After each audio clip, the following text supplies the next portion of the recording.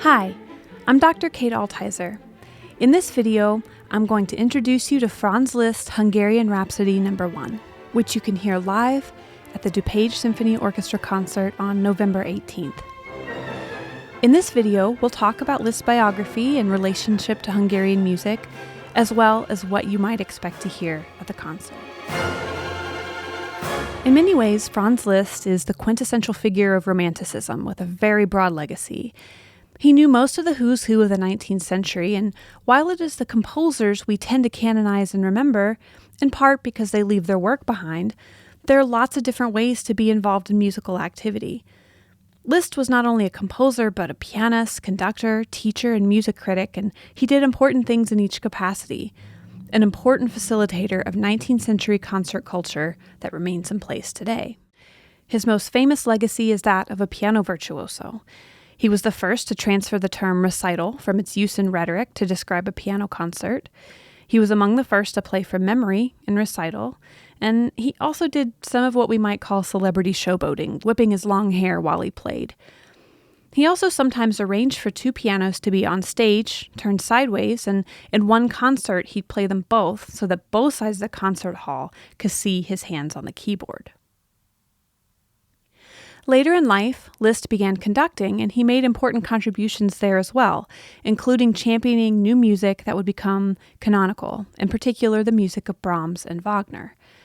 As a teacher, he invented the master class, as well as other techniques still in use today. Liszt has a complicated legacy in Hungary. During his lifetime, he was celebrated as a child of Hungary, their most famous export.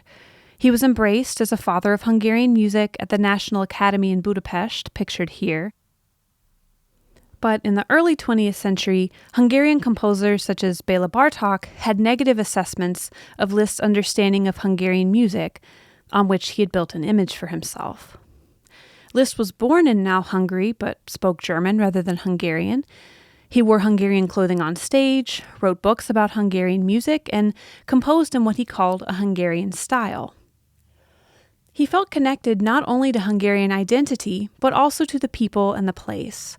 An important moment came in 1839 when he held a fundraising concert in Budapest for victims of a massive flood.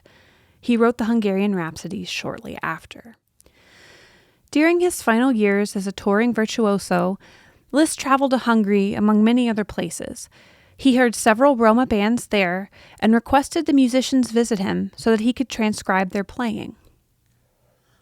Shortly after, in 1847, he composed Hungarian Rhapsodies numbers 1 through 15 for solo piano. What you will hear on the concert as Hungarian Rhapsody No. 1 for orchestra was originally Hungarian Rhapsody No. 14 for piano. One of the versions of these pieces was prefaced by a book about Hungarian music, published in French and later in Hungarian and in English as, quote, The Gypsy in Music. The book, pictured here, was intended as a preface to Liszt's Hungarian Rhapsody, to offer a philosophy behind them and make claims about the authenticity of their sounds. I want to play for you the piano version so you can get a taste of what the original sounded like.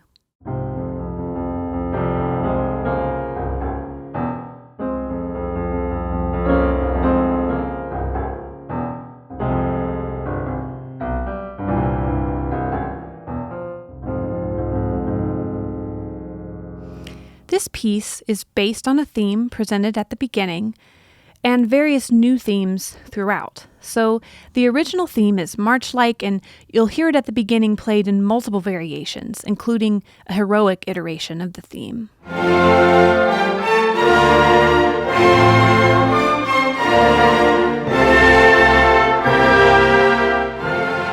After the new themes are introduced, this original theme will continue to return. One of my favorites is the heroic return in major and brass.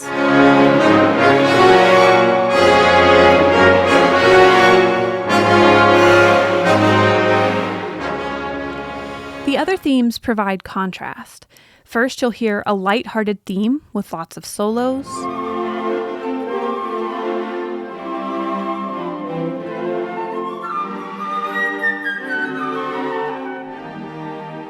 You'll also hear a theme that imitates the fiddle, which was a common instrument in Roma bands.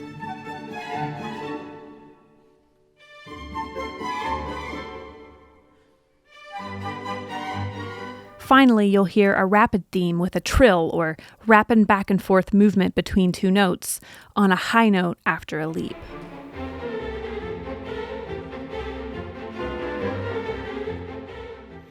This piece also generally progresses in speed and excitement, imitative of the Verponkos discussed in the concert overview video, from a slow, stately dance to a rapid, exciting whirlwind.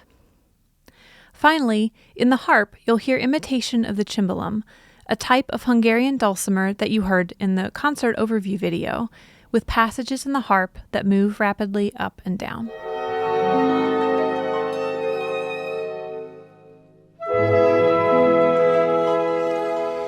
Thank you for listening to this overview of Liszt's Hungarian Rhapsody No. 1, and be sure to enjoy this exciting piece live on the November concert of the DuPage Symphony Orchestra.